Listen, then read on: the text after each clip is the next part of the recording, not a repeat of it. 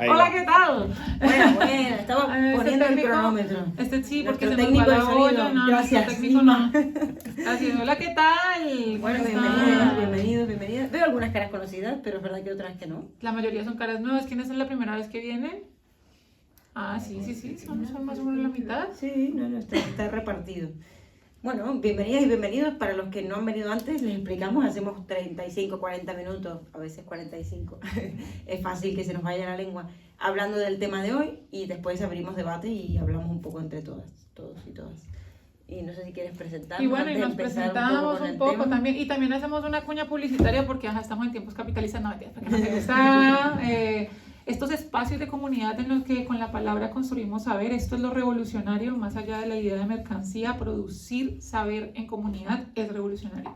Entonces aquí estamos haciendo revolución, así para que no cobren. Nada, primero presentarnos, mi nombre es Paula Andrea Fernández, soy filósofa, tengo un máster en filosofía y estoy haciendo un doctorado en educación y soy profe. Y Flor Franco es psicóloga, psicoanalista, un máster en violencias de género, ha trabajado muchísimo con violencias de género, ahora trabaja con niños en un CEDIAP y también da clases en un hospital. Lleva la palabra de Lacan a los mortales. Yo soy testigo de Lacan. Es testigo de Lacan, La nueva lleva religión. al mundo Esa a Lacan. Y nada, nos reunimos todas las semanas a hablar. Esta es nuestra tertulia número 88, es decir, llevamos desde el 2023 casi todos los jueves, sin falta, hablando de todo. Siempre digo el mismo comentario, que espero que no nos volvamos como los Simpsons, pero es que el mundo nos da de qué hablar. O sea, la semana pasada íbamos a hacer un tema completamente diferente y terminamos hablando de Venezuela, Estados Unidos, pues porque es que el mundo nos da de qué hablar. Entonces, pues en tanto sigamos existiendo como humanidad convulsa, creo que tendremos bastante que decir. Total, la vida, el mundo da que hablar constantemente, todo el tiempo, cada semana se reinventa. Sí. Y da mucho de qué hablar, así que por eso estamos acá hoy. Y yo este tema lo veía importante, o sea, si bien los que vinieron la vez pasada, que no sé si alguien vino, estábamos llenas. Sí, la vez pasada Venezuela, Estados Unidos convocó esto estaba mucho. llenísimo. Y yo, bueno, de alguna manera creo que van muy en relación los temas, es decir, el de esta semana con el de la pasada, pero a la vez estaba bien para poder ampliar un poco más, porque bueno, la vez pasada se habló quizás más del conflicto puntual, ¿no?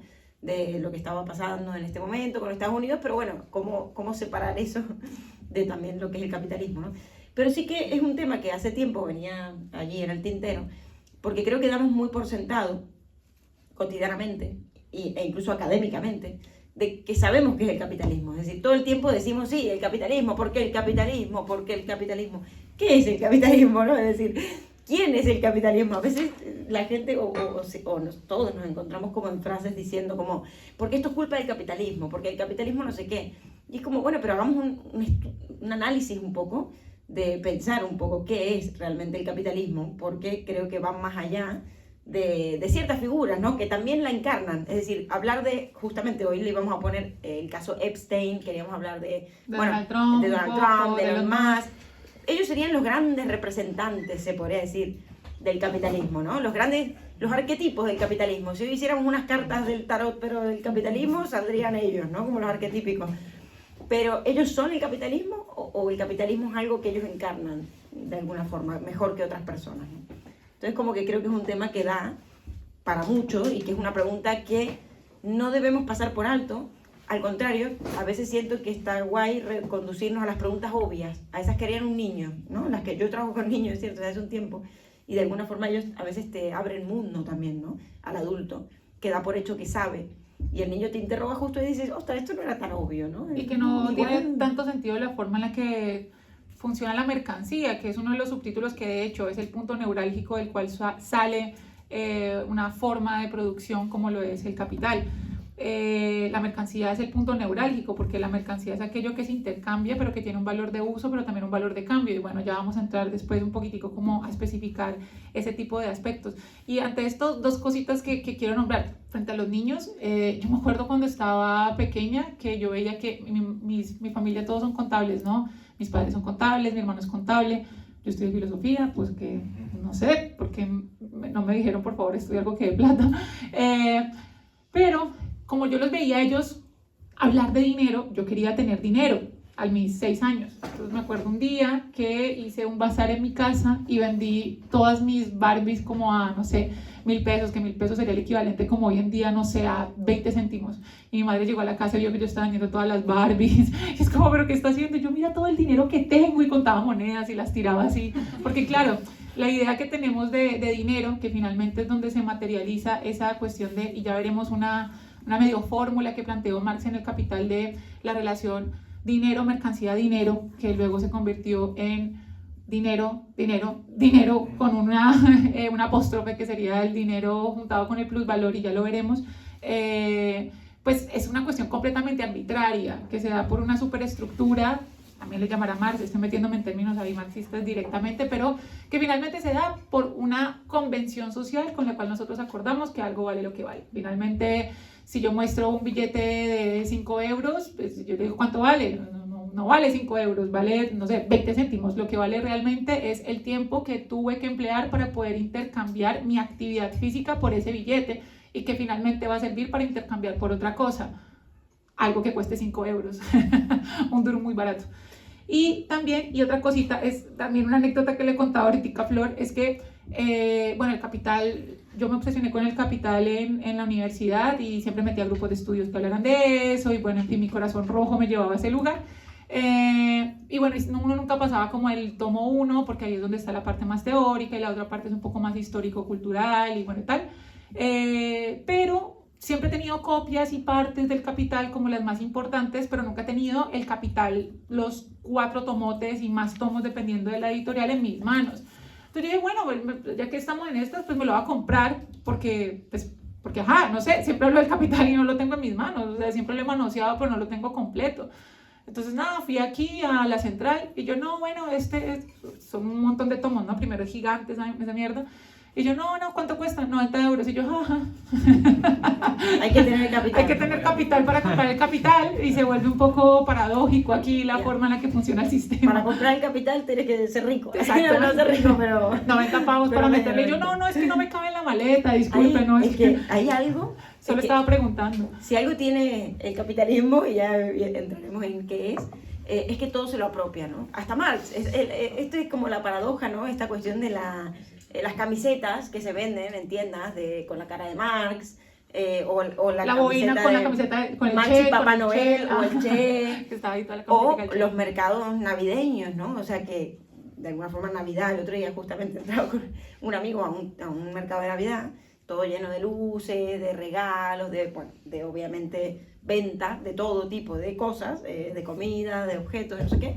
Y mi amigo me decía, ¿qué diría Jesucristo si entrara a este mercado, ¿no? Un mercado navideño. Claro, esta es una paradoja enorme, que el día que nació Jesucristo, que fue quien entró al templo de los mercaderes a latigazos diciéndoles, habéis convertido mi casa de oración en una cueva de ladrones, ¿qué diría hoy de todo lo que estamos viviendo, ¿no? En la víspera de su cumpleaños? Bueno, estos momentos están así un poco que remiten a otro discurso, es decir, Cristo vino diciendo justamente que lo que no había que hacer era esto de, bueno, comerciar sin que importara la palabra, ¿no? Y creo que hay algo ahí del capitalismo que tiene mucho que ver, que es una religión, y ahí me reconduciría primero, antes del psicoanálisis, a Walter Benjamin, ¿no? Que habla del capitalismo como religión, tiene mucho de religión y de discurso, evidentemente. El capitalismo es un discurso que a veces ni siquiera necesita de la palabra, sino que es un discurso que casi que funciona a nivel de objetos, y esa es la paradoja, y por eso va a ser perverso. Y por eso estaba guay lo de los niños, que empezáramos con los ejemplos de los niños. Freud decía que los niños eran, a diferencia de lo que se creía en la época, que eran como, ay, angelico, ¿no? Como qué bonito, el niño que siempre es bueno. Freud decía que el niño era un perverso polimorfo. ¿Qué quiere decir? Sí, esto así generó en la sociedad médica un horror que le supuso, de hecho, a Freud un poco un rechazo bastante heavy, ciertas expulsiones de ciertos comités, de ciertas escuelas, mucho rechazo, porque decir en esa época, imagínense, hoy todavía es como un poco, como que los niños no son puros ángeles que vienen al mundo, no le faltan las alas aquí. En ese momento era terrible pensar una cosa así, pero no es perverso, y ahí vamos a ver también qué es lo perverso. Perverso no es sinónimo de malo o de mala persona, necesariamente. Es sinónimo de no conocedor de la ley, o de conocedor de la ley y pasársela por el forro, como hacen muchos hoy en día adultos, como podríamos decir un Epstein, si se quiere, que funcionan casi como niños en el sentido de que no hay ley. ¿no? O incluso hay ley, pero la quieren transgredir constantemente. Esta cuestión de esa transgresión de la ley, de ese desafío a cualquier norma, a cualquier límite, es muy propio del capitalismo. Porque el capitalismo, como decía Lacan, es un discurso que funciona más perfecto aún que el discurso del amo antiguo, es decir, es el amo moderno, y es más astuto aún, porque justamente no permite fallas ni ningún tipo de interrupción en un circuito infernal, que es el circuito infernal de la demanda. Todo el tiempo es quiero y lo tengo, lo quiero y lo tengo, lo quiero y lo tengo, lo pido y me lo traen, ¿no? Como el Globo, el Amazon, el Shein, o sea, todas estas cuestiones de lo quiero y lo tengo. No hay un intervalo en el medio de reflexión, pensamiento, duda, ¿no? Sino que es quiero algo y viene. Y otra cosa de los niños, y trabajando con niños, que es muy propio también, que podremos equiparar con el capitalismo, es el aferrarse a un objeto. Los niños siempre vienen con su objeto. Trabajo con niños muy pequeños, no niños de 8 o 10 años, niños de 0 a 6.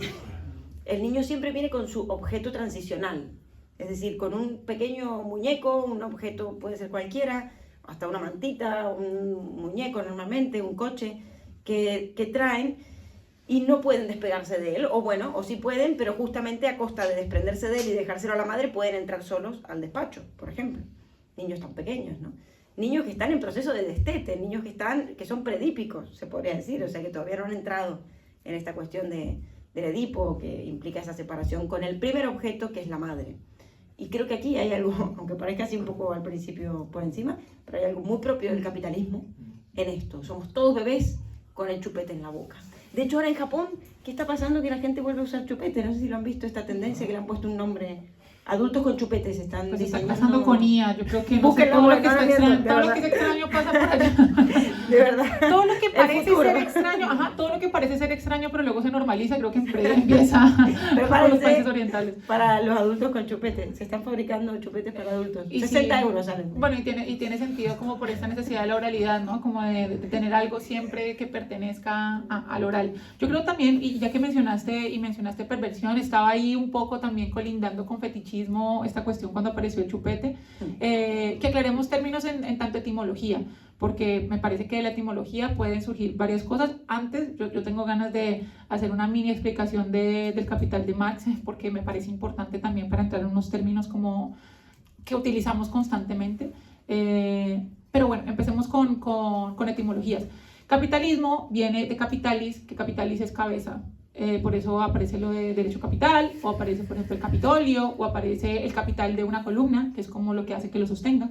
Entonces, capital finalmente es la estructura que hace que funcione algo, ¿sí? Uno puede decir como sería extraño utilizar esa palabra, pero es capital que realice tal cosa, es decir, es algo que de alguna manera se tiene que realizar. Propiamente no es, en ese orden de ideas, el capital, entendido desde el capitalismo, que ismo viene de movimiento, entonces el capitalismo sería el movimiento del capital, como el movimiento de la cabeza. El capital, aun cuando lo utilicemos comúnmente como también el dinero, no es el dinero, es la estructura que sostiene la forma en que nos relacionamos con el dinero. Eso que es importante aclarar. Por otro lado, vamos con etimologías también con el título de la charla de hoy, porque hablamos de 3 palabras que están bastante relacionadas con la forma en la que nosotros nos relacionamos con el dinero y con la mercancía, que son el fetichismo, la mercancía y la perversión. Con mercancía viene de mercis, que es un objeto de comercio, es decir, está hecho para que se intercambie. La mercancía es el objeto que se intercambia para obtener otra cosa, no es el objeto último. Es decir, mercancía no es un pedazo de pan. Mercancía sería, no sé, el papel moneda que yo intercambio para obtener el pedazo de pan. La cuestión con la mercancía es que nace como el medio con el cual yo puedo llegar a otra cosa. El problema con el capitalismo, y Marx le va a llamar un poquitico de eso, fetichismo mercantil o fetichismo de la mercancía, es que el dinero que servía como una mercancía para cambiar por otra cosa se convierte en un fin en sí mismo y no el medio para otros bienes y servicios. Y esto nos lleva al fetichismo. Primero la perversión. La perversión viene de per, que es del sufijo per, que es completamente, y vertere, que es girar o dar vuelta. Entonces, la perversión es lo que invierte el orden de un fin. Entonces, algo perverso es aquello que cambia completamente el fin al que se dirige una cosa y vuelve el fin o vuelve el medio un fin. En ese orden de ideas, la forma en la que nos relacionamos, por ejemplo, con la mercancía, es perversa en tanto que, si bien debía ser un medio para obtener otra cosa, se ha convertido en el fin que queremos obtener más allá de la cosa por la cual trabajamos, que finalmente es para comer y vivir. Y fetichismo, que también es una palabra súper interesante, viene de factitious y del verbo también facere, que se relaciona con muchas lenguas latinas, de hecho, que es hacer. Y entonces el fetichismo es algo hecho artificialmente por el hombre que se toma como si fuera lo verdadero. En muchos análisis del fetichismo estaba como el análisis del tótem, ¿no? Como aquella cosa que se le brinda un culto, no sé, religioso o espiritual, aun cuando se suponía que era un medio para adorar otra cosa, que se convierte eso en un medio mismo para adorar. Esto lo escucha normalmente mi mamá, pero mamá, perdón, pero estar adorando al Cristo que está ahí colgado es un poco fetichista. Así suene, como siempre relacionamos fetichismo con sexualidad, y bueno también, pero bueno. Es un buen ejemplo, pero sí, es ese objeto. Pero a la vez, pero el Cristo es un símbolo también. Sí, es un símbolo, pero a que se adora. Quizá de un, yo qué sé, un pie. Bueno, que ahí vamos. También, pero o tener muchos ceros en la cuenta, que finalmente es completamente artificial. Al menos antes uno guardaba el dinerito debajo de la almohada, está en una cuenta y es un montón de ceros que satisface un otro, pero no representa realmente nada, que eso me parece una locura. Pero no, yo le estoy diciendo más como cuando, por ejemplo, en la religión católica hay algo que se llama el Santísimo, que el Santísimo es el lugar en donde se guarda la hostia y se pone en un espacio especial dentro de la iglesia. Pues la gente va a adorar al Santísimo, es decir, obviamente es una representación de Cristo y el cuerpo de Cristo en tierra, pero tratan al Santísimo de una forma que la gente le rinde culto al Santísimo. De hecho, por eso religiones cristianas más que católicas pues no adoran también imágenes. Entonces, bueno, en fin, madre, perdón. Baja el Cristo que está allá arriba en la sala. Está muy bueno el ejemplo igual que has puesto. Me ha hecho pensar, o sea, es algo que no había tenido en cuenta. Es cierto que la religión antigua o la religión tradicional o la que digamos que nos atraviesa a todos por cultura, no la cristiana, si se quiere, tenía sus objetos. El Cristo, el rosario, la hostia, tenía objetos. Pero esos objetos, la diferencia yo creo, pensando solo en voz alta porque no lo había pensado, a diferencia de la religión capitalista, es que eran objetos con significado. Es decir, el Cristo significaba algo, y de hecho algo, no cualquier cosa, algo que remite de hecho a la castración también, ¿no? Que es como remite al sacrificio, o sea, ya por ahí vemos la castración, a la renuncia. Hoy son objetos que al contrario, que nos incitan al placer, a la satisfacción de las pulsiones. Podemos decir el satisfier, ¿no? Encarnando ahí como un cierto objeto. Bendito sea. Que podríamos reír. Todos son satisfiers. El satisfier único en esto, digamos. No, el único que realmente se llama como podrían llamarse todos los demás, pero todos estos objetos, gadgets o como se llamen, de la lógica consumista, se venden como el objeto que te va a dar la felicidad que lo tienes o que te va a colmar. Y ahí, buenísimo lo del fetichismo de la mercancía, ¿no? Y esto coincide mucho con la teoría de Freud, pese a que Freud no habló del capitalismo. Y Lacan un poquito al final de su vida, digamos, porque bueno, también era bastante reciente, habló del capitalismo como ya lo diré después, pero como una versión nueva del discurso del amo, ¿no? Del amo antiguo, más astuta, como les dije antes. Pero lo interesante del fetichismo que trae Freud es que el fetiche, el objeto fetiche, era un objeto que venía a tapar la castración. Es decir, todo lo contrario a los objetos que hablamos de la religión católica, el rosario, la hostia y todo esto, que invitan más a pensar algo del orden de la renuncia a lo pulsional. En estos casos del fetichismo, son objetos que velan o que tapan justamente la castración. Es decir, justamente es lo contrario. El mecanismo lógico es el contrario. Por ejemplo, Freud hablaba, el arquetipo del fetichismo, ¿cuál era? Bueno, el hombre, digo hombre porque eran más casos de hombres, al menos los que se conocen, seguramente haya de mujeres, o hoy en día quizá también aún más, pero el hombre que quedaba, o el sujeto, mejor dicho, que quedaba fijado a la braga o el zapato, ¿no? El típico objeto fetiche del zapato. Freud se dio cuenta que eran objetos que justamente era lo que el niño, o el infante, o el sujeto joven, veía antes de ver la castración en la mujer. Es verdad que había una apreciación bastante anatómica de la falta en ser, ¿no? Que luego se entendió más en términos lógicos. En un principio se entendió más, Freud era médico, neurólogo, en términos anatómicos.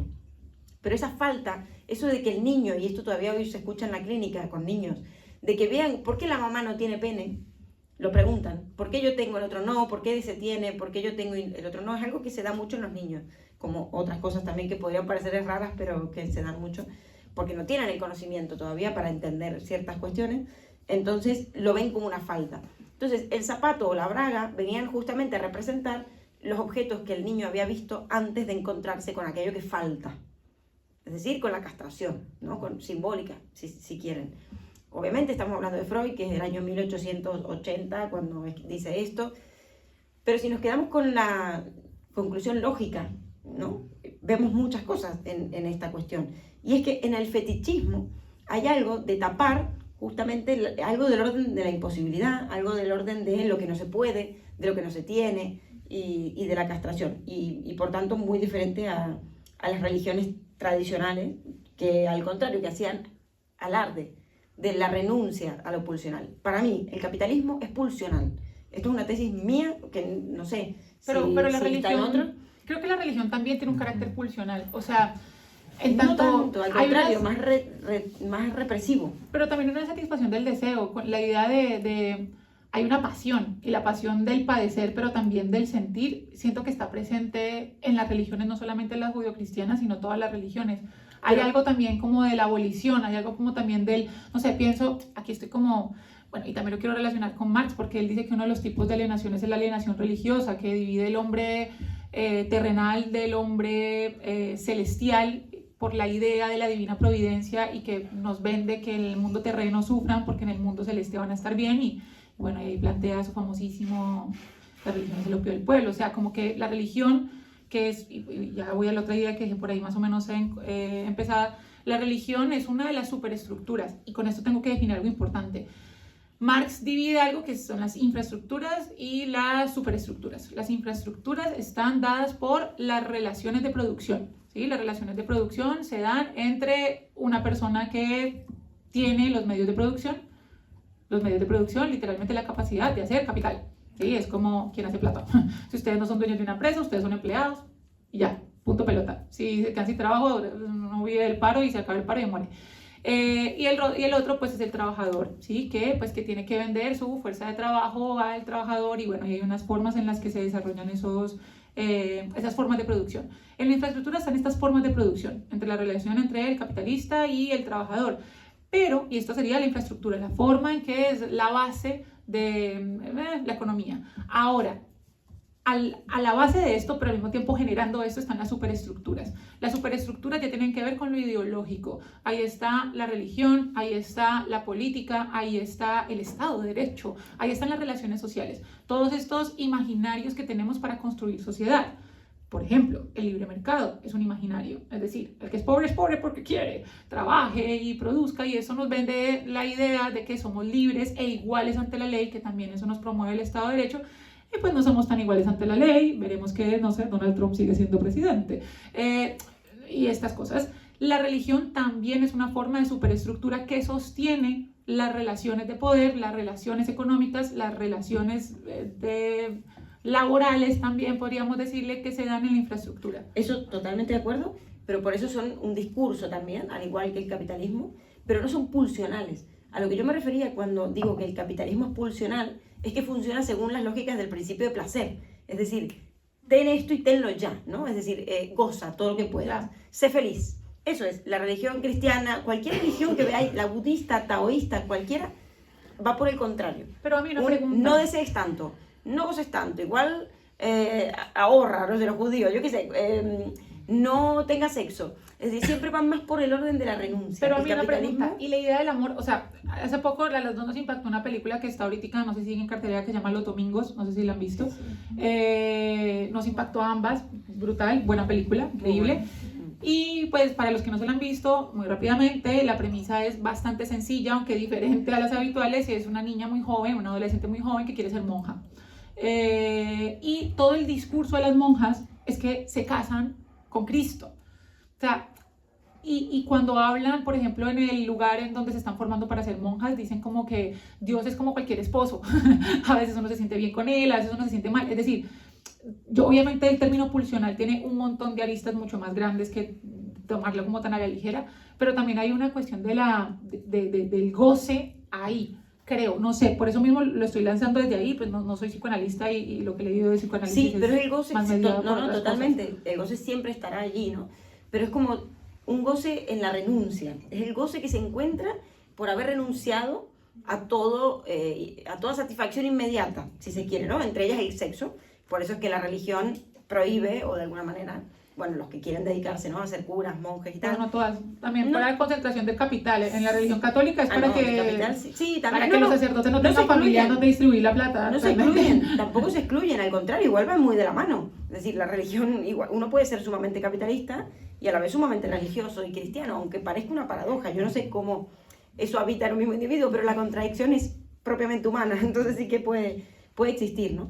Pero sí que es interesante pensar cómo hasta ahora funcionaba, o hasta no hace tanto, la religión, que era un poco a través de insuflar deseo, pero a través de la renuncia, y cómo ahora opera el capitalismo, que es a través del imperativo del sé feliz, goza, tú puedes todo, you can do it, impossible is nothing, que lo que genera es un efecto muy contrario al de las religiones, un síntoma, digamos, social muy diferente, que es el del agotamiento, como dice Byung-Chul Han. Es decir, antiguamente la religión generaba otro tipo de síntomas, la católica, la romana, la católica. Hoy en día el capitalismo genera, bueno, agotamiento, cansancio, por esta cuestión del todo el tiempo hay que producir, todo el tiempo hay que poder, tú tienes que poder. Y ahí es donde Paul Preciado, siempre lo digo esto y no me voy a cansar porque realmente me parece genial, un salto evolutivo a nivel filosófico, que viene a decir que hoy en día, a diferencia de las sociedades de poder soberano, como decía Foucault, o de poder disciplinario, el poder opera a través del poder de excitar, no del poder de prohibir. Y este es el gran logro, si se quiere, también de por qué la sociedad capitalista va tan bien y funciona tan bien. Porque ya no te prohíbe, al contrario, exige que goces, ¿no? Exige que constantemente estemos... por eso es sociedad farmacopornográfica, claro, porque constantemente estamos expuestos o buscando satisfacciones inmediatas. Y por eso digo que es pulsional, o que es, de alguna manera, funciona bajo el principio de placer. Porque constantemente se busca placer. Entonces somos más esclavos que nunca. Esa es la paradoja, esa es la gran paradoja. Somos más esclavos que nunca en el sentido de que no podemos decir que no al placer. Entonces estamos muy alienados a esta cuestión. Es el poder, es la forma de poder probablemente más inteligente y a la vez más acéfala, esa es también otra paradoja, porque no hay cabeza. Curiosamente, ¿no? Capital, has dicho que significa cabeza, pero lo que no hay es cabeza.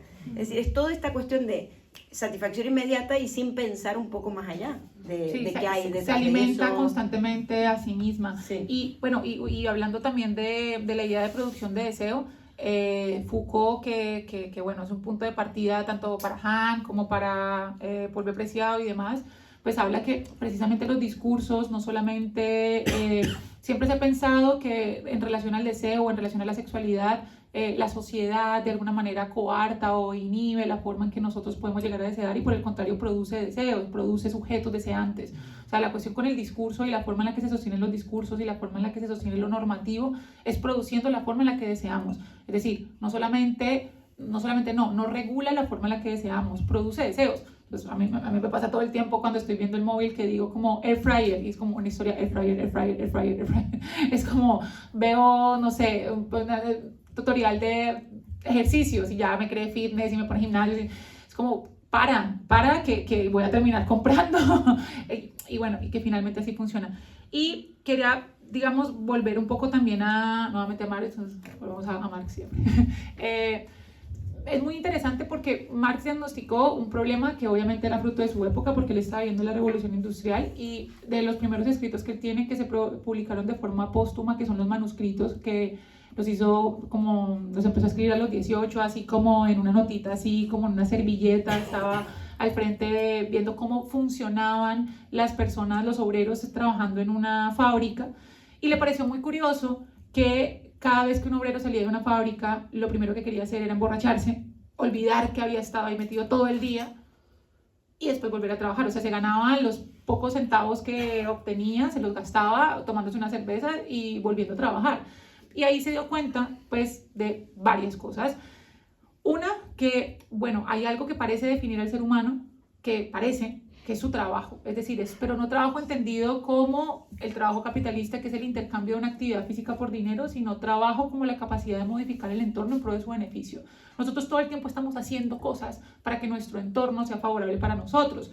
Y él habla que hay una relación dialéctica en términos hegelianos de ser en sí, ser para sí, ser en y para sí, o como le decía Marx, tesis, antítesis, síntesis, y es que el sujeto, la tesis, algo que se da, se contrapone contra todo lo otro que no es el mismo, la naturaleza, el mundo, y lo sintetiza de alguna forma por medio del trabajo, con lo cual se apropia del mundo, le da sentido al mundo. Nosotros no llegamos a una cueva y nos ponemos a dormir debajo de la cueva, no.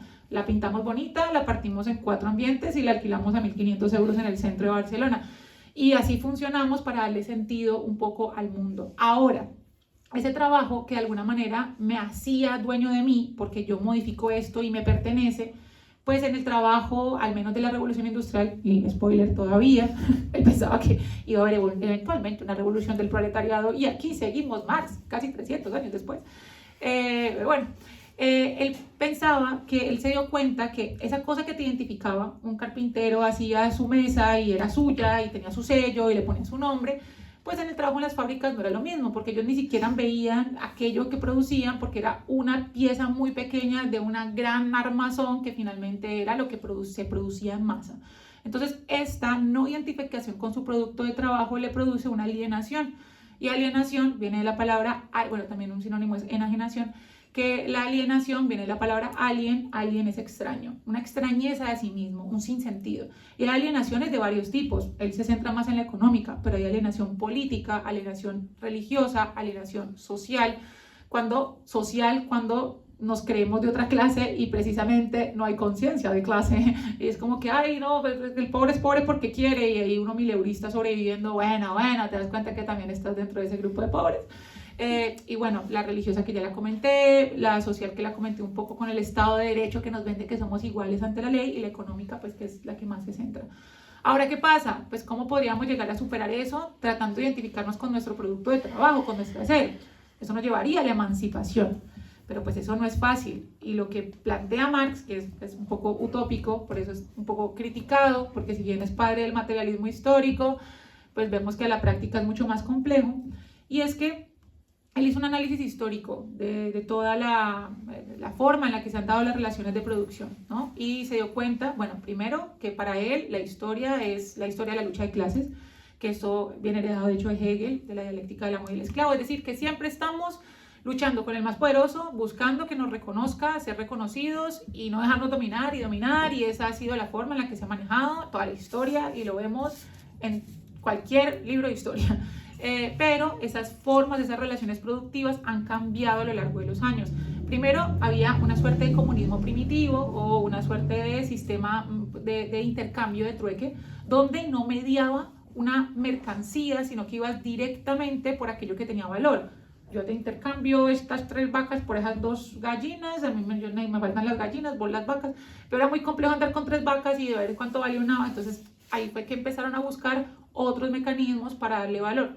Normalmente lo que tenía valor era lo que era más escaso, la sal en su momento, el oro, bueno, y ya como querían cargar con lingotes de oro, pues hicieron los bancos, y luego el billete, y luego Nixon en el 77 dijo que el billete valía por sí mismo, y bueno, ya nos vamos a la verga.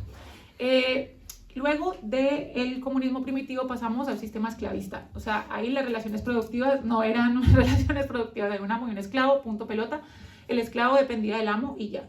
Luego se pasó a un sistema un poquito más evolucionado, que era el feudalismo, donde el señor feudo tenía unas tierras y tú no me perteneces, pero me tienes que trabajar a mí mis tierras y yo te doy ahí cobijo, abrigo y tal. Y de eso pasamos a una forma más elaborada del sistema feudal, pero sigue siendo feudalismo, que es el capitalismo y lo que estamos hablando. Se supone, lo que estaba viendo Marx, también porque él era un filósofo moderno y en la modernidad había un sueño de progreso, todo utópico, de hecho traje utopía, pero no sé si alcanzo a hablar de eso. Él creía que la historia iba a progreso, o sea, que la historia iba mejor, que el progreso era ascendente, que el progreso era mejor. Entonces, pues si pasamos de estas formas de relaciones de producción, orgánicamente se tiene que pasar a otras. Orgánicamente, bueno, no tan orgánico, hubo un poquito de gente muerta y eso, pero vamos a pasar a otras formas de producción.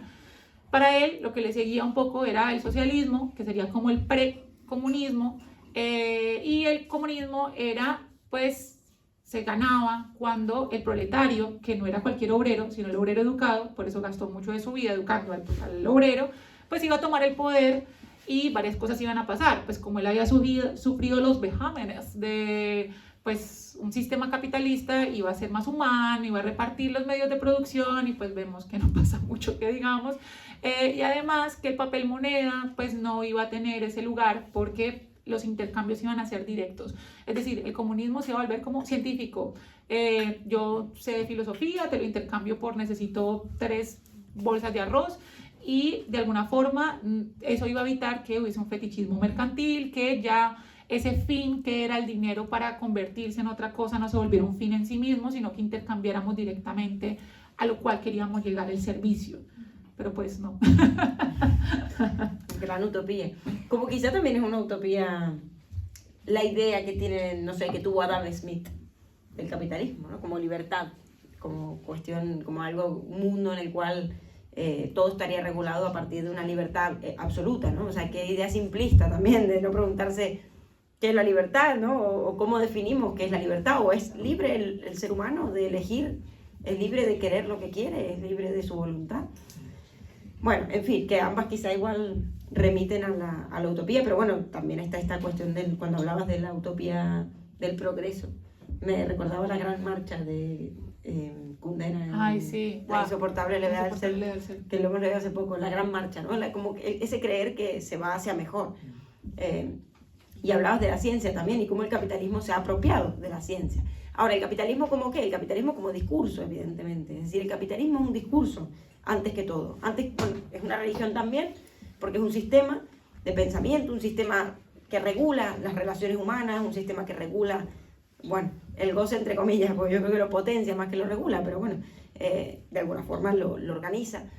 Entonces, sí que evidentemente es un discurso sobre todo. Ahora, el discurso puede ser incluso un discurso sin palabras, decía Lacan, y es lo que pasa con el capitalismo. Casi que no hay dogmas, casi que no hay ideología, es la cosa por la cosa, ¿no? Es decir, es casi lo más primitivo, el discurso más primitivo que podemos tener, ¿no? Por eso se habla tanto de esto de que es más difícil imaginar el fin del capitalismo que el fin de los tiempos y tal, porque de alguna manera no sé qué hay más allá. O sea, es como que a mí me da la sensación de que el capitalismo es un cáncer un poco social, porque lleva todo a la destrucción. O sea, la paradoja es que es una suerte de discurso que lleva al consumo de todo, pero al autoconsumo también, es decir, al consumo incluso de uno mismo en ese afán de consumir. Es pura pulsión de muerte.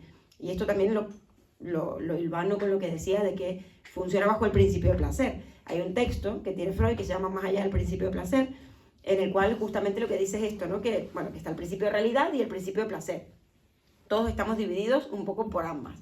Está lo que la sociedad o lo que la razón, mejor dicho, nos dice que tenemos que hacer, cómo nos tenemos que comportar, pero está el principio de placer que nada de ello le importa y quiere salirse con la suya, ¿no? Satisfacerse, encontrar satisfacciones inmediatas. ¿Qué pasa? Cuando uno se entrega demasiado a esas pulsiones, a esas satisfacciones inmediatas, no termina obteniendo más placer.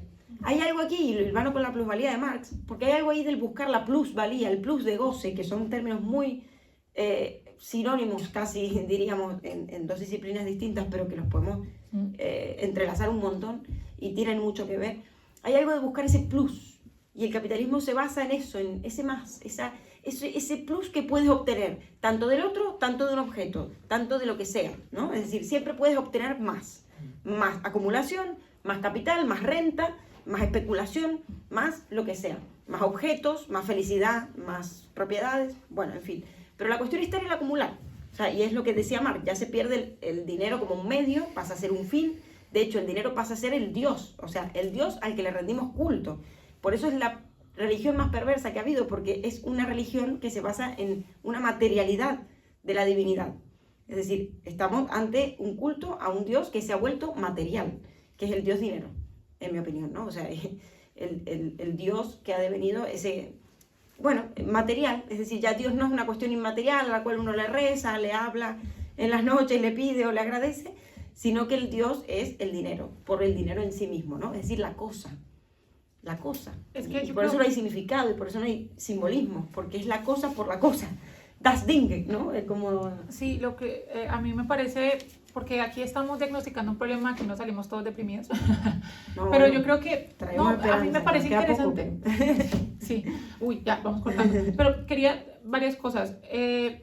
A mí me parece que, ¿cuál sería la gran revolución hoy en día? Bueno, no sé, hemos visto que lo que ha intentado llamarse comunismo en diferentes formas de poder ha caído bajo las lógicas oligárquicas, o sea, de pocas personas con dinero que concentran el poder, o sea, el gobierno de Venezuela no fue comunista y bueno, lo sabemos pues porque la concentración del capital estuvo en unos pocos cuando se supone que se tienen que repartir esos medios de producción y no pasó. Y bueno, lo que hemos visto que ha intentado ser comunista pues cae bajo las lógicas de deseo de particulares, de finalmente quien domina y que finalmente no termina dominando finalmente el proletariado, que era la propuesta de Marx, es decir, hasta ahora no ha existido un sistema comunista como lo propuso Marx. La pregunta es ¿por qué? No digo No es el comunismo. Ya, espérate un momentico, ya, y voy a lo que iba. El comunismo no es el antagonismo del capitalismo, ni creo que sea la respuesta de entendido como la forma ideológica que propuso Marx en su momento y que luego ha tenido otras formas de desarrollarse. Yo creo que lo interesante, o sea, cuando uno se considera anticapitalista no necesariamente se considera comunista y eso me parece muy importante destacar porque yo digo, no creo en el capitalismo, es como, ay, comunista, zurda, es como, puta mierda, estoy criticando este sistema, no estoy diciendo que otro sea mejor, simplemente este sistema es una mierda, no porque no sepa que otro sistema funciona mejor significa que quiera apoyar este. Pero yo creo que unas formas de salirse de la lógica capitalista que no solamente va en términos económicos, sino también en términos productivos, es dejar de capitalizar nuestras propias formas de relacionarnos con el otro. Es decir, nosotros nos relacionamos con el otro como si fuera un objeto. Eso es uno de los problemas también del fetichismo mercantil y el capitalismo, que el capitalismo pone sujetos como si fueran objetos. No hay una relación entre un sujeto explotado y un sujeto explotador, sino entre un trabajador y un jefe. Entonces, como son objetos de producción, no son sujetos de deseos, de anhelos, de explotación, de dominación y todo lo demás. Yo creo que de alguna forma antes de pensarse en estos grandes discursos que hemos visto que no se sostienen, desde los ciudadanos de a pie, romper con las lógicas del otro como producto y como esto en términos prácticos, esto es anticapitalista un poco, o sea, hacer algo que no tenga un fin más que ese mismo. Es decir, esto no tiene un fin de otra cosa. O sea, aquí ustedes no están obteniendo un título universitario o un certificado y están porque quieren, ¿no? Porque quieren escuchar de este tema, quedar con amigos. No para, desde la otra vez lo hablábamos de una chica influencer que habló de un artículo ahí que decía como la lógica de quedar con amigos para relatar su vida y no para vivirla. Y es como, ya nosotros parecemos quedar con amigos para decir, no, mira, hice esto, me encontré con Pepito, me ascendieron en el trabajo, nos vemos en un año, chao, amiga. Y es como, hemos capitalizado la forma en la que hacemos amistad. Hemos capitalizado la forma en la que disfrutamos de nuestros propios placeres.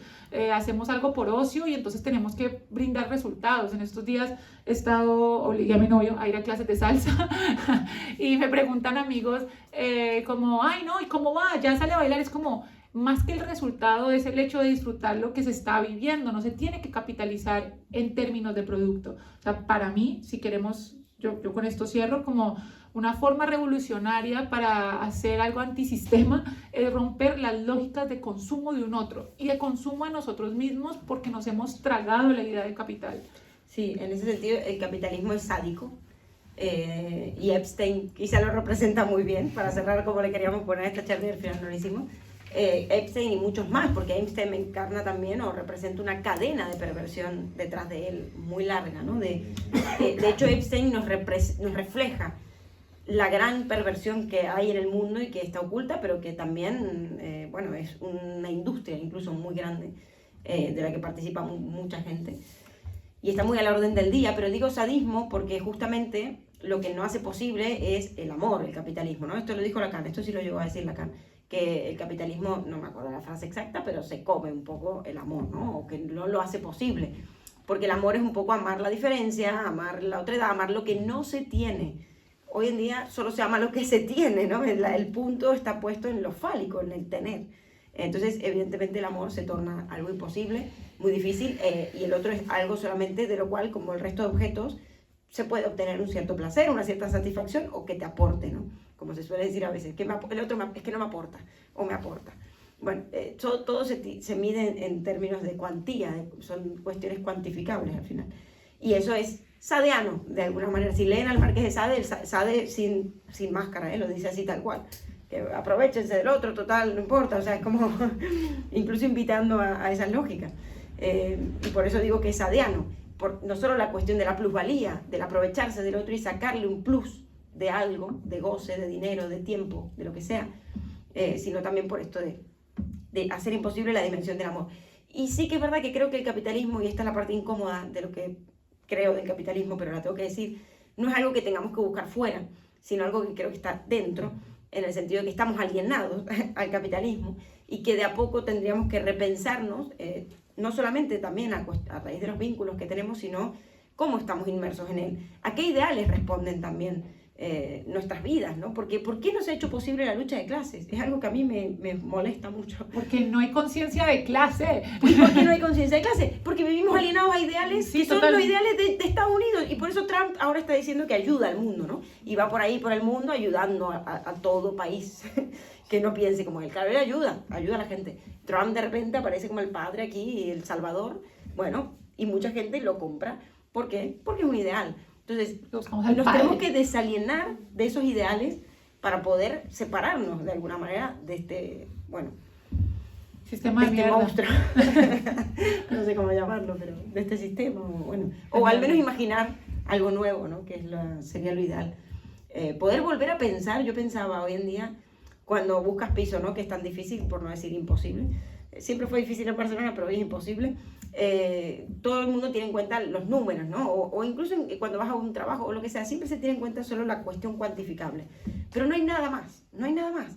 Se ha perdido todo tipo de causa social, de importancia de la comunidad, de algo que trascienda a los números, ¿no? Y no se tienen en cuenta esas cosas. Y mientras no se tengan en cuenta, bueno, pues seguiremos un poco todos en este circuito infernal, me parece a mí, del mundo capitalista. Tenemos que recuperar algo que va más allá del dinero y de lo material, que son las causas más humanas también, o algo que nos conecta o que nos haría funcionar quizás más como comunidad y no como multitud, como decía Bauman. Pero bueno. Y bueno, hay esperanza, ojalá. No sé. Estos espacios son revolucionarios, así que muchas gracias a vosotros. Gracias y bueno, a ver qué tal el debate.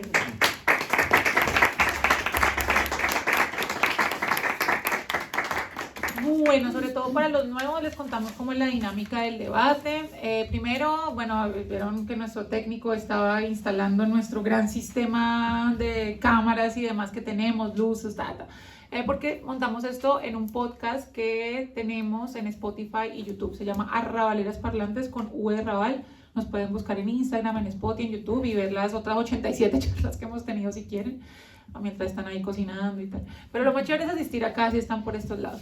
Y pues bueno, eso lo digo porque si intervienen, que la idea es que intervengamos y charlemos y conversemos, pues que quedará registrada su voz y serán famosos para nuestras madres. Y también, bueno, Ramón estaba haciendo señas de que podéis ir a comprar algo a la barra, porque vivimos en un mundo capitalista. Y antes de empezar, antes de que se nos olvide, hacer una cuña publicitaria. Esto en mis tierras se le llama avisos. ¿Ves que estamos alienados? Nosotros estamos llevando a cabo un club de lectura. Ya tuvimos una primera versión en donde hablamos de la angustia. Fue brutal, o sea, el grupo estuvo súper chévere, leímos a Kierkegaard, leímos a Freud, leímos a Lacan y leímos La insoportable levedad de C.L. Kundera. Estuvo súper chévere y en este momento estamos llegando a la segunda versión y vamos a hablar del deseo. Y vamos desde filosofía, vamos a leer a Schopenhauer y a Foucault, vamos a leer de psicoanálisis a Freud y a Lacan, y desde la literatura vamos a leer un cuento de Cartarescu brutal que se llama El ruletista y un cuento de Borges que si no lo conocen lo lean o leanlo con nosotros, que se llama Los inmortales. Nada más, solo eso. No puedes diferente, digo, solo eso, me parece, son 6 autores que son nombres. Sí, solamente eso, pero pues la idea es cada sesión vaciarlo. Cada sesión lo vaciamos juntos, lo conversamos. Y pues nada, si les llama la atención y quieren asistir, pues nos pueden escribir. Empezamos el 11 de febrero. Después de este momento, nos dicen. Y ahora sí, después de la cuña publicitaria, nos callamos. ¿Quién quiere romper el hielo? Erisma. Inma. No, antes que nada, decir que sí, o sea, yo acuerdo bastante con vos de que el capitalismo es muy pulsional, que está basado en la falta y que por ende nos hace entregarnos al placer y que, o sea, desde la lógica marxista que produce una acumulación y a la vez una alienación, funciona de los dos lados y por eso es tan orgánico. O sea, funciona tanto de la producción como de la alienación, nos genera la falta y la producción nos genera a la vez esta necesidad de consumir y bueno, nos genera la falta de nuevo y así estamos yendo. Creo que por eso se ha reinventado tantas veces, por eso es tan difícil de que se termine, porque es increíblemente orgánico, porque funciona muy bien para lo que es la especie humana desde su comportamiento. Siento que estamos en un momento muy bisagra que va a sufrir ciertos cambios estructurales, o sea, porque estamos ya hace unos años viviendo en en un tecnofeudalismo, donde ya los estados se vuelven impotentes o vasallos de 4 o 5 grandes empresas que van a manejar el mapa global de todo. Y cada vez las disputas geopolíticas que se están dando van a responder cada vez más a eso. Y están respondiendo a eso, por ejemplo, la disputa energética, que es lo que se viene en el futuro. Y eso nos va a cambiar como individuos, porque el sistema que desarrolló Nixon, el sistema de fiduciario va a terminar y vamos a tener que ver cómo nos adaptamos a un sistema que es más de una concentración de cosas tangibles y no tanto de un monetarismo vacío. Eso nos va a cambiar va a ser otra fase superior de un capitalismo que hasta ahora es muy desconocido, con una tecnología muy avanzada, pero que se asemeja al medioevo en algún punto. Pero ¿qué es lo que va a cambiar? Porque mi sensación es que se acentúa cada vez más ese tecnofeudalismo, de que el poder cada vez se concentra en menos. No, el poder va a seguir su camino de concentración y como le decía ella, irrestricto desde el Renacimiento, o sea, cada vez más, cada vez un control mayor de la población, a la vez ahora, digamos, potenciado por la tecnología y los dueños de medios, que son también estas 5 o 6 empresas que manejan toda la información del mundo. Y nosotros vamos a tener que, o sea, la disputa del siglo XX es la disputa de por qué el poder nunca llegó al control de masas. O sea, y seguimos en la misma, no estamos ni cerca. Pero ahora sí nos va a poner en un lugar de disputa muy abierta. O sea, de un poder tan inalcanzable como la mayor distopia de los años 70... y nosotros como básicamente esclavos u hormigas para sostener un imperio, o sea, pero muy conscientemente haciéndolo. Entonces, o nos vamos a mamar, que en términos colombianos es cansar, agotar, y lo vamos a mandar toda la mierda. O sea, yo creo que va a haber un punto en donde ya no va a haber realmente nada que perder. Estamos en eso. Bueno, pero cada vez por eso mismo vemos más mierda. Que no en un punto lleguemos a un lugar que, digamos, evidentemente no tenemos nada, vamos por el todo. Bueno, como pasó un poco en la Revolución Francesa, pero la gente tuvo que estar sin pan. Sí. Ahora, mi pregunta a veces es, ¿hasta cuándo? ¿No? O sea, ¿qué tenemos que esperar? ¿Qué más? No sé, estar en la calle todos, yo qué sé. No sé. Pero sí, ha funcionado así siempre. Me lo pregunto porque de verdad, y yo misma como parte de esto, de decir ¿hasta cuándo? ¿Hasta cuándo? No se aguanta, ¿no? Como hay algo, la sensación es que no se aguanta. Mi sensación es que hay como dije, un cáncer social, capitalista si se quiere, y estamos apelativos. Yo a veces he deseado, les voy a confesar, que se pudra todo, que estalle, basta, pero no aguanto. O sea, pero es que seguir así es como alargar una agonía, ¿no? Es como ¿hasta qué van a esperar? O sea, ¿qué más se va a esperar en las grandes ciudades? ¿A qué? O incluso en Estados Unidos, no sé, o aquí al menos hay algo de la salud pública, algo que sigue funcionando. Hay otros países donde ni siquiera, como ya no tienes casa, no tienes salud, no tienes educación, no sé, es como un poco... Porque a la larga, y esto no es nuevo, o sea, Marx lo planteaba en El Capital, ¿cómo funciona el capitalismo cuando se le da al obrero lo mínimo para poder subsistir dentro del mismo sistema? No se le da lo que necesita, se le da lo que le ayuda a sobrevivir para que siga trabajando para poder producir. No se le da más, pero no se le da menos. No se muere, sobrevive, sigue trabajando y no desea más. Pasa que para mí la ambición está tan grande hoy en día que se están olvidando hasta del mínimo. O sea, yo entiendo ahora, gente... eso de que no se le da menos ahora se va a romper un poquito. Yo creo que se está rompiendo. O sea, yo atiendo niños que viven en una habitación con 5 personas. En Barcelona, ¿eh? O sea, no trabajo en el Congo, trabajo en Barcelona. Y te le preguntas, ¿con quién vive? Y viven con 5 familias en un piso. O sea, estoy hablando de casos, entre comillas, bueno, comunes también aquí en Guinardó, o sea, en Barcelona centro, o sea, no es como lejos. El no poder alquilar un piso, ni siquiera alquilarlo, ¿no? Hoy en día alquilar un piso es un lujo. Cuando hablamos de que esto se ha radicalizado de esta forma, es verdad que quizás en los pueblos no pasa, eso también es otra cuestión. Yo creo que la gente en los pueblos no está pensando en esto. No. Las ciudades donde más se refleja, ¿no? Como el síntoma de la época. Aquí en las ciudades donde más lo vemos, el síntoma de la época. En los pueblos igual no, pero son no los pasa feudos, tanto. justamente. También. Pero también es como, vale, sí, voy a vivir a un pueblo perdido en Noruega porque me van a dar todo para vivir, vale, tengo que ir a la escuela 4 horas en coche. No, pues prefiero vivir en, no sé, 10 metros cuadrados con un ático con encanto y tener al menos al lado un Lidl, ¿sabes? Como, es que así funciona. Sí, pero así se dio la concentración del feudalismo, justamente. Sí. O sea, afuera de extramuros me comen las bestias, lucho con los bárbaros. Qué sé yo. ¿Alguien nos quiere brindar algo de esperanza? Tengo desesperanzadores. Eso, sigamos quejándonos de esta mierda, que mañana hay que trabajar. Pero de ese hay mucho. Entonces, el esperanzador. Ay, bien. Me acordé de hay una escena de una peli de Akira Kurosawa, Sueños. Hermoso. Es de las mejores pelis. Y son diferentes episodios. Y es muy interesante que como el penúltimo episodio es la catástrofe nuclear, ¿no?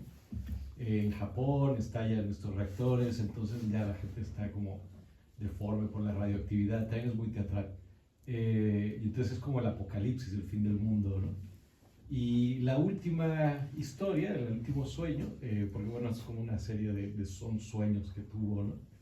Es una aldea en un entorno idílico, o sea, bueno, muy, digamos, precivilizatorio de alguna manera. No sé si privilegismo cognitivo, puede ser aldeano, ¿no? Una especie de economía aldeana, y empieza el personaje a charlar con un anciano, está junto a los molinos de agua y está cultivando el huerto, ¿no? Y entonces parece como un momento sin tiempo, como fuera del tiempo, ¿no? Esta escena y se entiende después por la charla que es el futuro, en realidad, ¿no? Y entonces el futuro después del apocalipsis, de esa catástrofe nuclear y todo, ¿no? Y es muy interesante porque siempre tendemos a pensar en el futuro, también padecemos el progresismo de la modernidad, como altamente tecnologizado, súper desarrollado, y todas las películas distópicas o utópicas imaginan ese mundo, ¿no? Y esa peli de dar el mensaje de que al revés, o sea, es volver a lo anterior, ¿no? Y que el futuro va a ser volver a la simpleza de la vida, o sea, toda la experiencia histórica, bueno, podría ser toda esta experiencia histórica desastrosa que estamos construyendo, vale dejar la lección al futuro de que no hay que lograr nada de esos sueños, ¿no? O sea, como que al final la búsqueda de la sabiduría, la espiritualidad, las relaciones cercanas, armónicas, siempre va a haber dolor de la naturaleza, ¿no? Por la muerte, el accidente, etcétera, pero también como aprender esa lección, y por eso me llamó la atención una idea que derivó de lo que comentaste de que el capitalismo puede ser el fin de la civilización, ¿no? Es como la última etapa de cualquier civilización, ¿no? Porque no hay, no sé, sabe de vida extraterrestre, quizás porque llega un momento en desarrollo que se aniquilan a sí mismos, ¿no? Y entonces estamos entrando, es una posibilidad, ¿no? Pero a mí me gusta la versión esperanzadora de esta serie de Akira Kurosawa. Yo creo que así puede ser el futuro, ¿no? Total, me encanta, gracias, qué bueno que alguien traiga luz. Sí, yo también quise brindar y todos se fueron otra vez a la mierda. Bueno, pero hay que capitalismo. No, pero me encanta y de hecho hace poco vi también Perfect Days. Ah, Y precioso. también ¿Por qué me tuve esa suena? sensación, Ah, de hecho sí. estoy releyendo el Tao Te Ching, ¿no? O sea, como el lado de Lao Tse, y he dicho, claro, aquí hacia Oriente, a raíz de un sueño que tuve, un sueño, aparte del sueño Kurosawa, ¿no? Pero realmente tuve un sueño hace dos años que llevé a análisis y todo, que Barcelona, sobre todo la parte nueva, la parte de la torre Mafre y toda esta parte nueva, la diagonal, empezaba a explotar, y salía corriendo. Y bueno, en el sueño llamaba a mi madre, a mi hermano, ¿cómo están? ¿Cómo están? Y mi hermano, que es como bastante oriental, si se quiere, y mi madre de hecho es bastante taoísta y todo, pero mi hermano me decía, hay que ir hacia el oriente. Y yo sabía inmediatamente hacia dónde ir, y iba hacia el oriente, que paradójicamente iba hacia la parte del Maresma, en una bicicleta. Decía, bueno, y toda la ciudad explotaba y yo iba hacia el oriente. Y era como que raro, y bueno, le he dado muchas significaciones, pero una de ellas era esa, ir hacia oriente, en el sentido de volver hacia otro tipo de filosofía que nos hace ver que lo grande está en lo pequeño, que lo complejo está en lo simple, que en realidad lo que más peso tiene son las sombras, ¿no? En la peli de Perfect Days lo que se ve es como una oda a la sombra, no tanto a la luminiscencia de las ciudades, Nueva York, la Quinta Avenida o aquí todo luces. No, es aquello que no se ve, lo que sostiene al mundo. Bueno, esa filosofía para mí, esto que acabas de traer, ahí sí que yo veo la esperanza, en la sombra. No, bueno, en lo pequeño. Bueno. Y que el mundo termine no quiere decir que vaya a terminar para siempre. Empezar otra cosa quizás, ¿no? O sea, no hay que pensarlo quizás como el fin del mundo, como el apocalipsis. De hecho, el apocalipsis dio pie a un nuevo mundo, ¿no? Bueno, siempre que ha terminado el mundo ha empezado otra cosa. A eso, siempre que cayó un imperio, empezó otro. Y que el Bueno. apocalipsis, por etimología, no es solamente el fin de los tiempos, sino que es un hito que marca un cambio para otra cosa. Es decir, de hecho, en el apocalipsis no solamente se narra, si hablamos del bíblico, no solamente se narra el fin de la historia humana, sino que se narran otros hitos. De hecho, por eso también en mitología griega y eso no hay un apocalipsis entendido en términos judio-cristianos. El apocalipsis es un hito que marca el inicio de otro tiempo, no necesariamente el fin. Aparte que, ¿qué sería el fin de nosotros? Y pues mejor, para que la tierra le salga más pasto, por Dios. Por acá y luego por acá. A mí se me hace muy, muy interesante esto que mencionas como de justamente el otro campo de batalla que podría ser nosotros mismos, ¿no? En el sentido de cómo es un discurso que nos atraviesa, que creo que en nosotros se nos manifiesta también las consecuencias de sostener ese discurso, ¿no? A nivel sintomático, en forma de depresiones, TDAH, mayor índice de pues, todas las enfermedades mentales, etcétera, ¿no?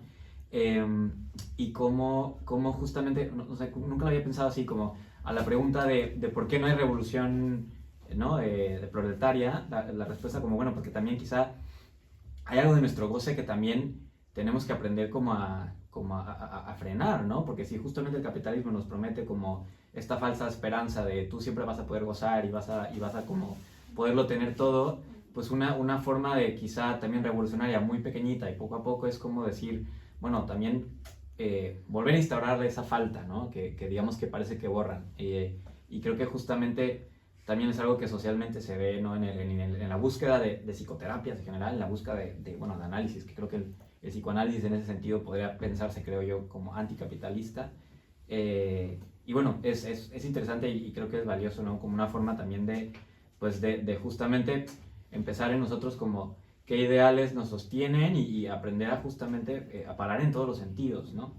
Y sobre el amor, que también me pareció muy curioso, ¿cómo parece que también es algo de la época, ¿no? Esta dificultad de conectar a nivel romántico, ¿no? Y yo me caché hace poco pensando como, es que siento que a veces voy con una lista un poco en mano a cuestiones sociales, así como, no, pues quiero esto, ¿no? O sea, como un producto que se acomode a mis necesidades y como que a la primera que no la tiene, bueno, ya no, vamos a buscar otro, ¿no? Y que un poco justo el amor va, creo yo, hacia otro, en otro sentido totalmente distinto, ¿no? Y bueno, nada, me parece interesante como, pues justamente que también en nuestra psique, nuestro ser se transforma en otro campo de batalla digamos, de una lucha contra este discurso, creo, ¿no?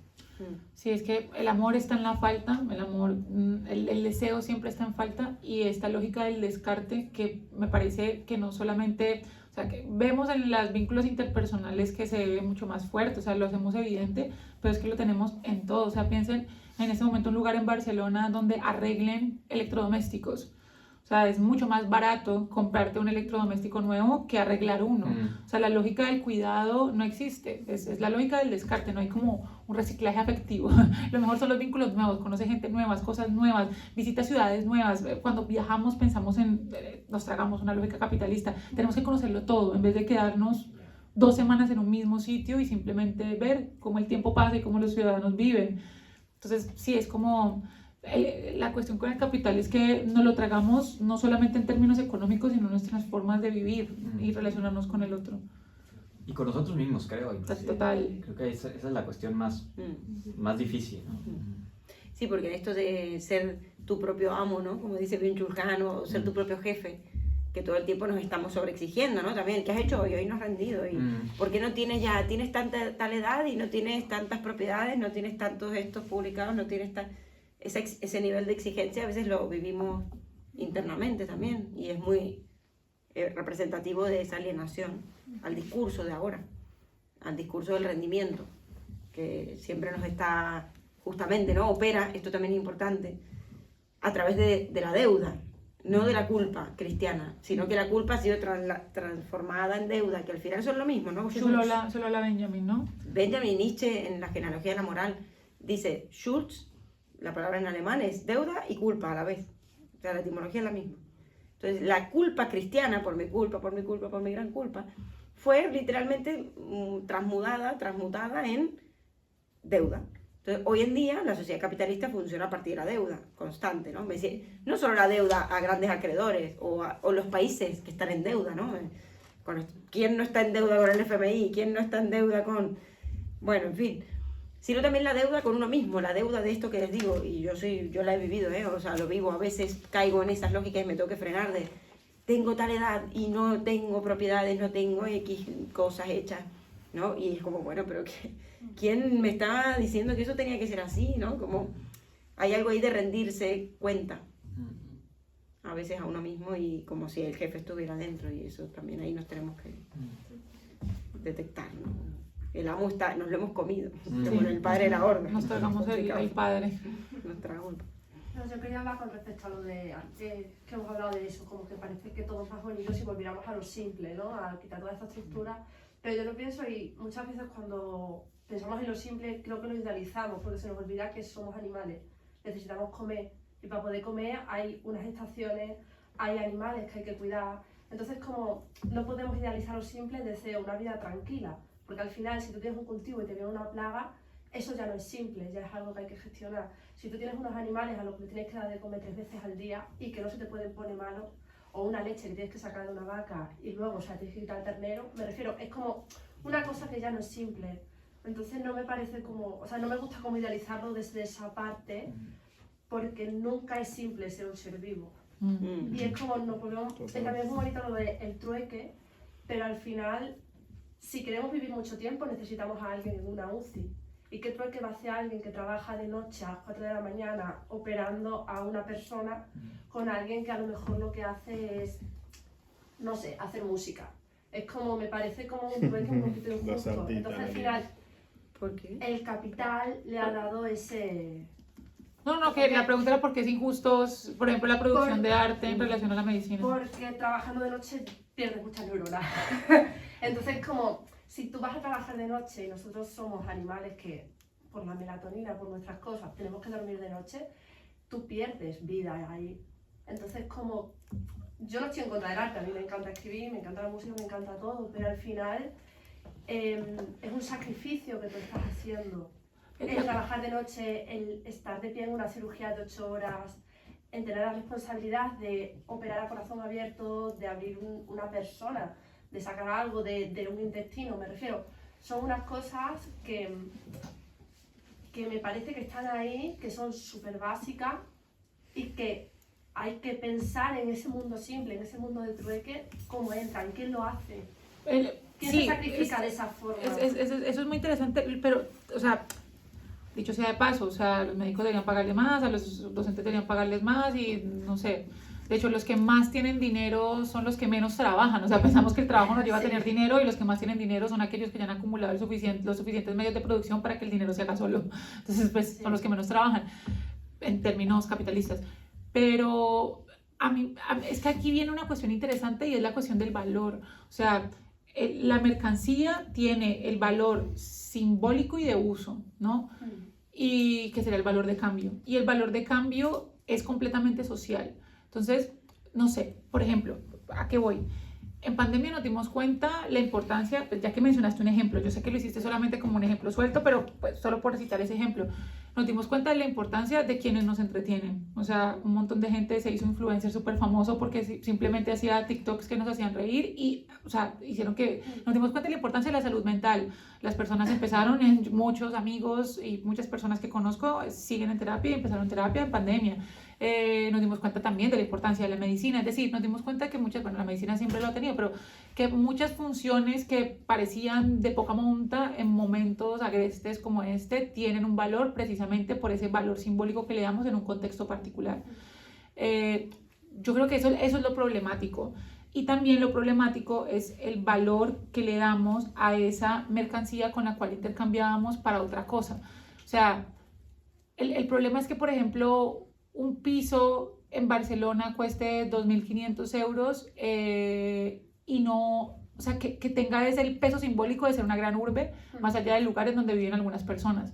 O sea, es un diagnóstico de un problema, no sabría cuál puede ser la solución, no sé si es el retorno a lo simple, no sé si es el retorno como a la cotidianidad con un otro, pero sí que es cierto que el valor es simbólico. Lo digo también porque, no sé, yo estudié filosofía, y la filosofía en términos prácticos es completamente inútil. En términos prácticos, no hago una mesa, no sé, no abro un corazón, pero, no sé, en términos éticos es completamente fundamental para pensarse el mundo.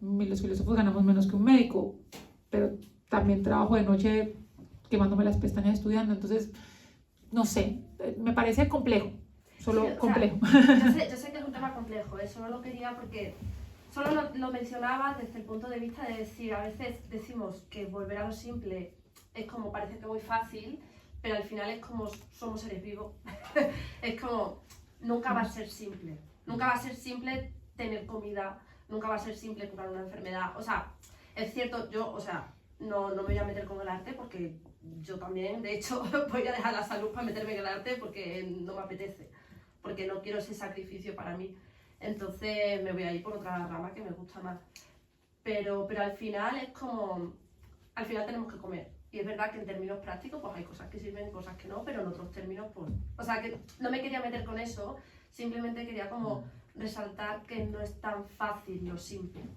Total, yo coincido totalmente, ahora te... Y no sé cuál es la solución. Sí, yo tampoco no, sé problema. sobre Yo nada. coincido que justamente lo simple es lo más complejo, o sea, es que ahí estamos dándole vueltas, ¿no? Pero también creo que esta vuelta a lo simple, o esta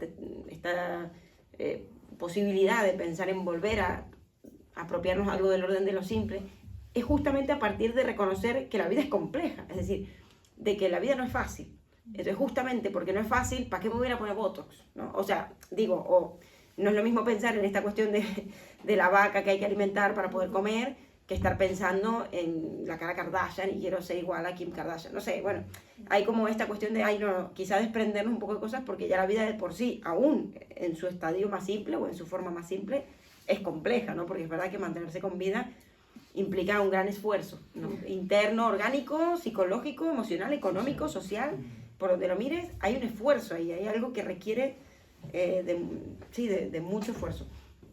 Y respecto a la cuestión de los médicos, yo, con todo mi respeto a los médicos, porque sé que no todos, pero muchos hacen una gran labor, y sé que aquí hay algunos en la sala, y gracias, pero tampoco creo que hay que idealizar la medicina, es decir, ni ningún trabajo, ninguno, porque también a veces me pregunto cuántos más pacientes llegarían a las salas de urgencia si no existiera la música.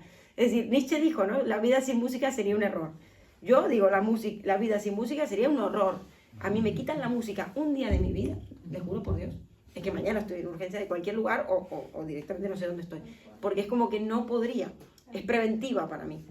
Me evita llegar a situaciones quizás más extremas, porque es un cable a tierra o a la vez, o un cable al revés, de que me permite evadirme de ciertas cosas, o me permite soñar, o me permite meditar, depende de lo que necesite en el momento. La música para mí es demasiado. Entonces, bueno, no sé, como que creo que igual hay muchas cosas importantes también. Es que ¿no? Como es también la idea de, el trabajo capitalista se mide por el tiempo en que el sujeto trabajador invierte su fuerza productiva para obtener algo, se supone.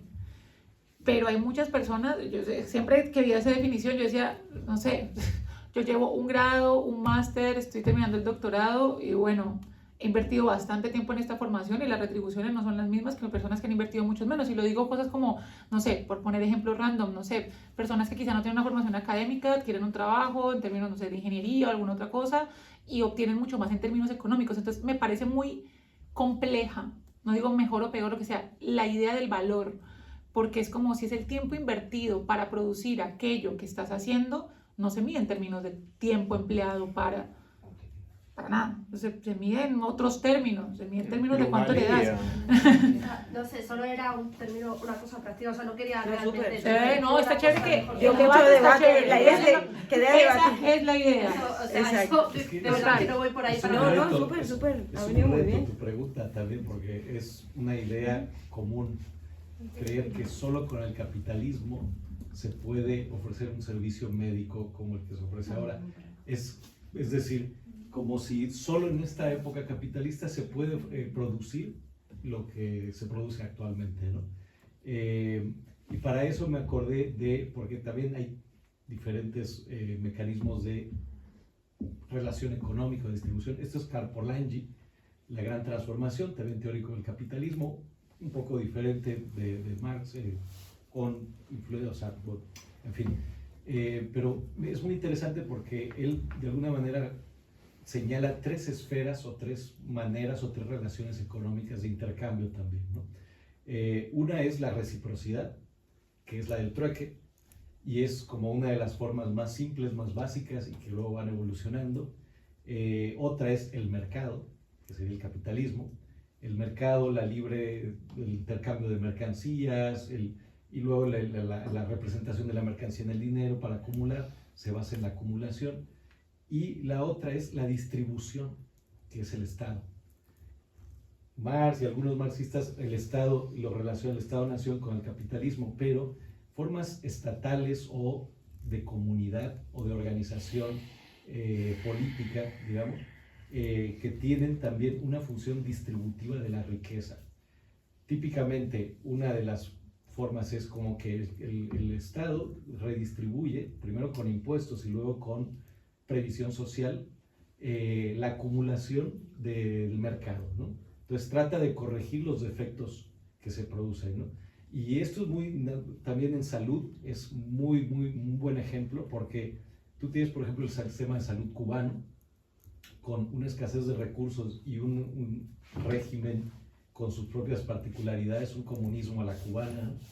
Que es de una gran calidad, y al lado tienes el Estados Unidos, con su sistema de salud hipercapitalista, y tienes un montón de estadounidenses yendo a Cuba a tratarse con un montón de cosas. Y esto nos da la diferencia también de que la salud no solo se tiene que producir de manera capitalista, y que si se hace de manera capitalista es el desastre de Estados Unidos, ¿no? Entonces, por eso también de alguna manera el Estado o la comunidad o la comuna o el mecanismo de distribución es importante, y eso también como para pensar de que no todo lo que tenemos es por el capital, y que también hay formas de producción que pueden, y la salud y esa sofisticación tecnológica que existe ahora para algunos tratamientos, algunas operaciones, se puede hacer también con otro sistema, ¿no? Simplemente es, bueno, una lucha social y una lucha política y la historia, a ver qué pasa. Pero bueno, pensemos otras cosas. Por aquí una mano levantada. A mí me gustaría, Uno a y mí me gustaría volver al tema del cambio. Entonces, al menos por lo que yo veo, o al menos lo que yo sé de historia, el cambio se aplica básicamente por tres motivos: necesidad, desesperación o miedo. ¿No? Suena bien. Ejemplo, ¿por qué se pasó de la Edad Media a la Edad de las Luces? Pues porque hubo una plaga que se dijo la peste negra, que se cargó el 66% de la población. ¿Y qué pasó con esto de Europa? Pues pasó que los siervos tenían que ser tratados mejor, porque no había. Porque hubo, por ejemplo, hace, no sé, 5 o 6 años, las primaveras árabes. Pues hubo las primaveras árabes porque en toda esa región hubo una sequía brutal. Y entonces la gente no podía dar de comer a sus hijos. Y cuando pasa esto, hay revoluciones. ¿Por qué hubo una revolución en la URSS? Porque la gente pasaba hambre. Entonces, habrá cambio. Habrá cambio cuando haya o miedo de los poderosos o desesperación de los pobres. Es lo que yo veo. Sí, cuando no haya nada más que perder, aun cuando parezca que ahora no hay nada más que perder, todavía tenemos que perder. Así que todavía no estamos en revolución. Cuando de verdad no tengamos nada que perder, ahí nos vamos a ir contra el Estado. El Estado, lo que pasa es que el Estado no Es va a el que hacer nos nadie, regula. o sea, Contra los poderosos. el Estado, vas a tener que ir contra Amazon, ¿no? Sí. Contra Trump, ¿eh? Bueno, es que hay un montón de temas ahora como que ya hemos hecho como la coalición de todos, que son como tan interesantes, porque ahora me has contado de la salud, que es como súper buen ejemplo para... O sea, ha habido un momento en el que he hecho clic, que mira a mi amiga que le he dicho, o sea, y más relacionándolo con el tema de hoy, que era más el imperialismo y la invasión, que esa es la keyword que me ha venido a la cabeza, que es eso que es tanto Estados Unidos, invasión. O sea, el capitalismo, que al final sabemos todos que lo que habéis hablado súper interesante de que lo que hace es apropiarse de todo, hacer camisetas de ello, es invadir la mente. Y lo que tenía yo de debate, por ejemplo, con ella era el tema de la exportación cultural tan bestia que esta gente ha hecho.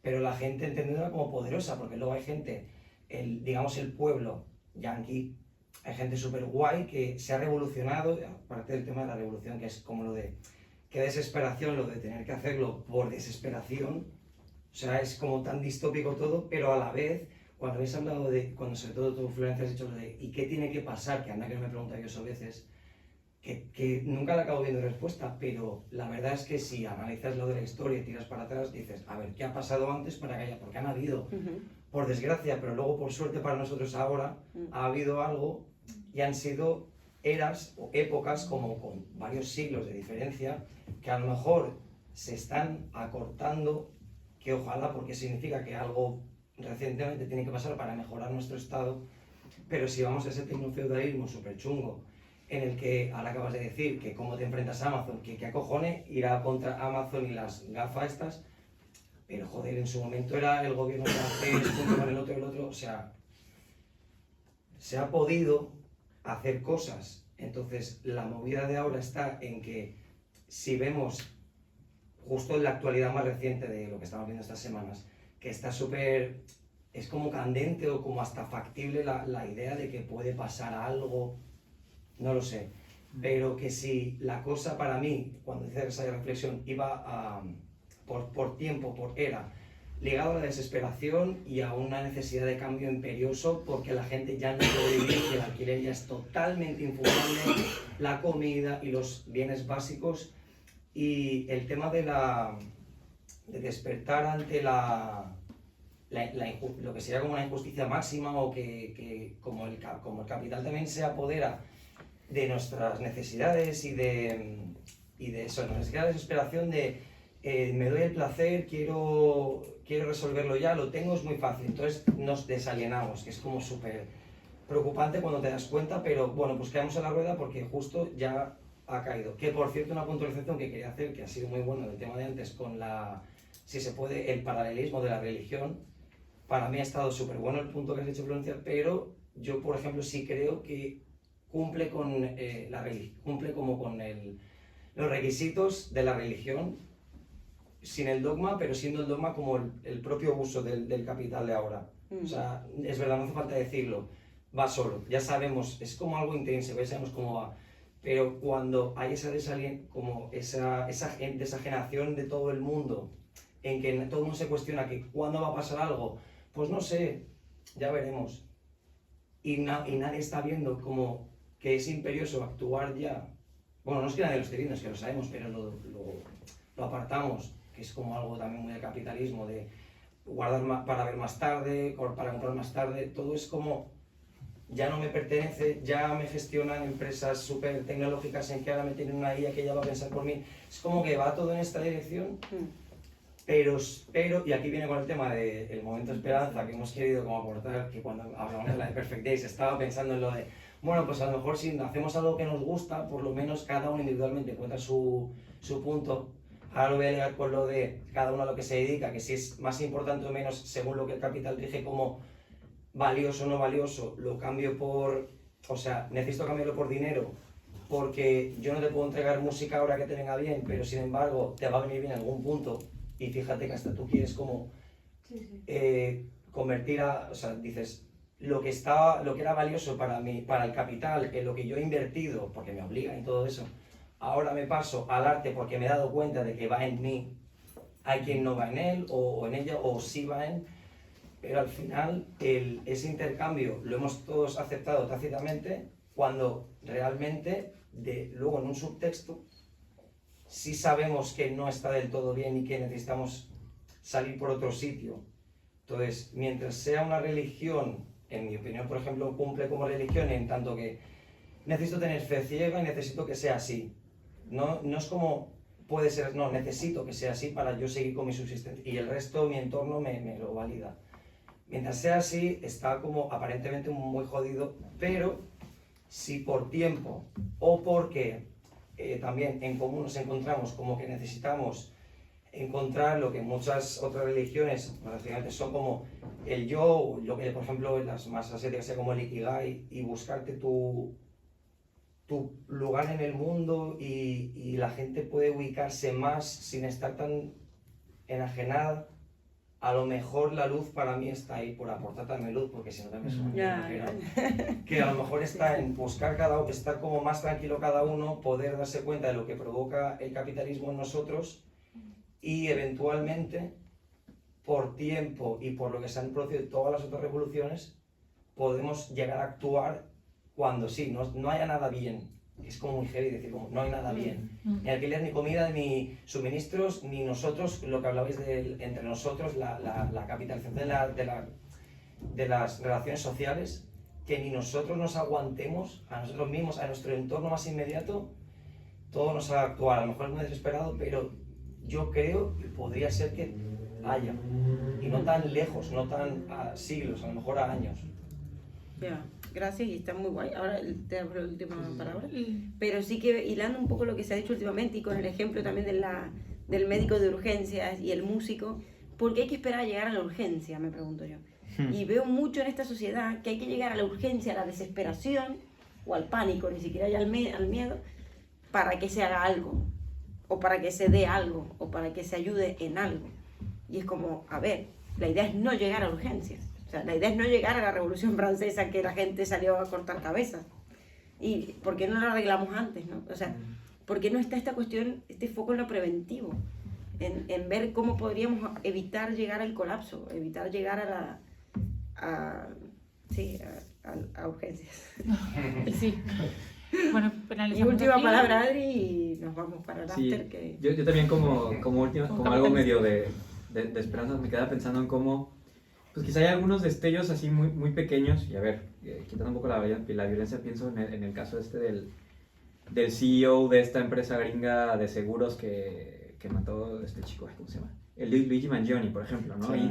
Y creo que hay algo curioso que pasaba con el capitalismo, como que parecía algo muy acéfalo, o sea, como que durante mucho tiempo yo como que no estaba muy claro quién es el a quien le damos un poquito la culpa de todo esto, ¿no? Porque los tipos de Silicon Valley parecían como buenos tipos, ¿no? Como guay, ahí y tal. Pero sí creo, y esto me parece que es una tesis mía, que, o sea, la nueva situación política y como la ascensión de la extrema derecha, para mí es como si algo de la cabeza estuviera ya como asomándose, ¿no? O sea, como, ay, se ven un poquito en cierta dificultad y la foto, ¿no? de Trump con todos los CEOs de las empresas atrás me parece bastante como curiosa. Es como, mira, o sea, como ahí están, ¿sabes? O sea, y empiezan en todos los países a salir quienes defienden el capital, ¿no? La extrema derecha aquí, en todos en estos países. Entonces, bueno, como cierta esperanza, para mí es como, por lo menos la cabeza se está comenzando a mostrar y sabemos un poquito más hacia quién, creo, ¿no? Ahora faltaría, pues bueno, organizarnos y todo esto, pero bueno. Sí. La revolución del proletariado, ¿eh? Eso, bueno, lo dejamos en ese tono luminoso de las últimas intervenciones. Gracias, y estamos aquí cada jueves para justamente tertuliar, debatir y filosofar y analizar cuestiones que nos atraviesan a todas y a La todos. próxima hablaremos del retorno de la extrema delgadez, un poco hablar del caso de Adriana Grande, y vamos a traer a una psicóloga especialista en TCAs. Es un tema muy interesante, la violencia estética. Vamos a hablar un poco de eso, por si les llama la atención. Y pues bueno, vamos a seguir a tomar ahora vamos cerveza. a la absenta, así que los que quieran venir, bienvenidos sean. Y Y seguimos gracias. allí. Gracias y hasta la próxima.